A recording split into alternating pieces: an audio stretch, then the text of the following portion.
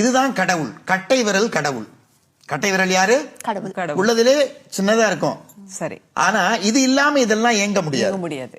ஆனா இவன் யாரு துணையோட இருக்கிறானா? தனித்து இருக்கிறானா? தனித்து இருக்கிறான். அவனுக்கு யாரு துணையும் தேவையில்லை. வல்ல ஏக இறைவனாக தனித்து இருக்கிறான். கட்டை விரல் இல்லாம இதெல்லாம் செயல்பட முடியாது. ஏகலைவனுக்கு பாரதத்துல இந்த குருதட்சிணையாக கட்டை விரலை தான் கேட்டானுங்க.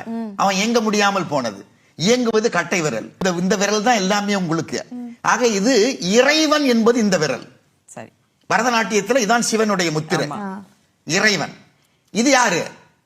இது உயிர். நீங்களும் நானும். அதனாலதான் தமிழ் இதுக்கு ஆள்காட்டி விரல்னு பேரு. நீங்க நான் எல்லா உயிரினங்களும் இது. இப்ப விரல் இப்படி வச்சுக்கோங்க. இந்த நீங்களும் நானும் இந்த உயிரெல்லாம் இறைவனோட இருக்கா? இந்த 3 பேரோட இருக்கா?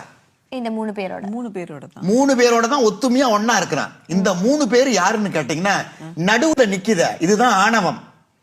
பக்கத்துல நிக்குத இதுதான் நீங்க செய்யற கர்மம், வினை, செயல். இதுதான் 3 மாயை. பொய்யெல்லாம் உண்மையா தெரியும். இது நீங்க செஞ்சுக்கிட்டு இருக்கிற தீவினை. இது உங்களுக்குள்ளே இருக்கிற ஆணவம்.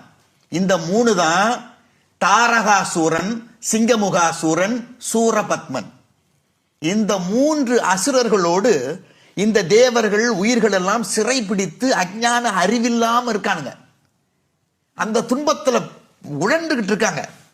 இந்த 3 பேரோட இருக்கிற வரையில நமக்கு இன்பம் இல்ல, முக்தி இல்ல, எல்லா தீய செயல்லையும் இருப்போம். ஆன்மா அழுக்குல ஊறி கிடக்குது. ஏன்னா ஆணவம். நான் தான் டாப்புன்னு நினைக்கிறது.